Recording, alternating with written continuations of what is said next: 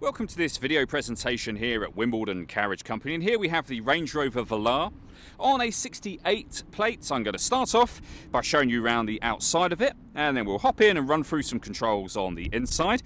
From the outside you can see it's a 5-door car with alloy wheels.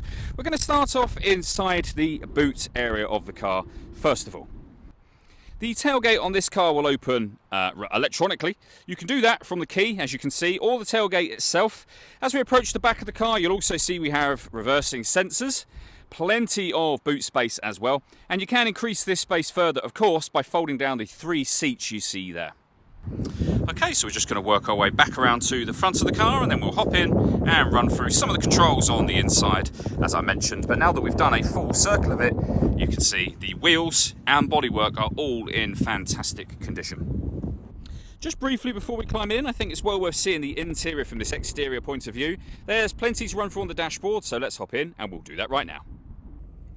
Okay, now that we're inside the car, we're going to start with the dials. Over on the left-hand side, first of all, we have the speedometer and the fuel gauge. On the right-hand side, the rev counter, the coolant temperature gauge, and it will show you what gear this car is in. It's an automatic, and as you can see over there, that we are in park at the moment, of course.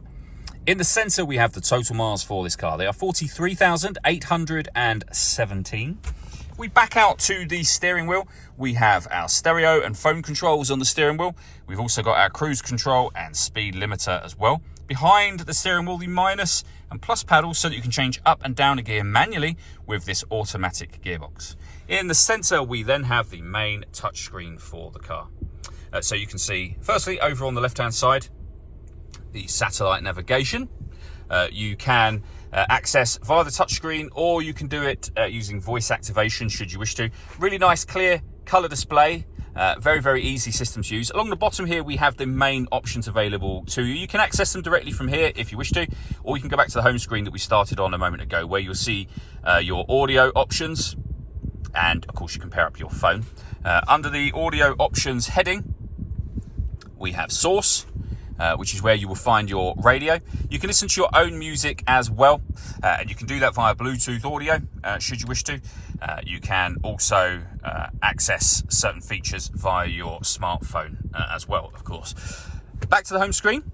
As I say, you can pair your phone up here.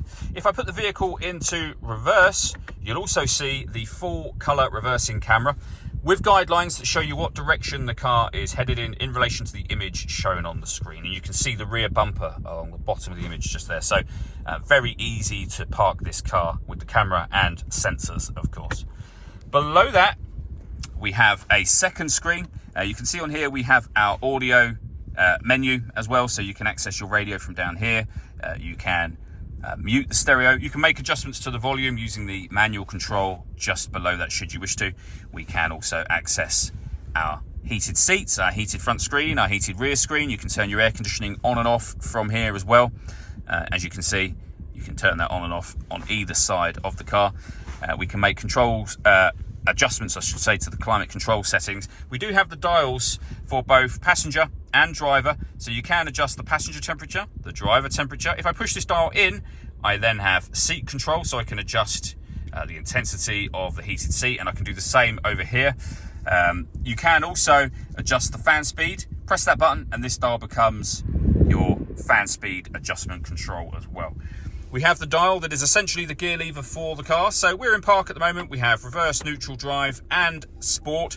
When you switch the car off, this will lower down so that it sits flush to the center console area.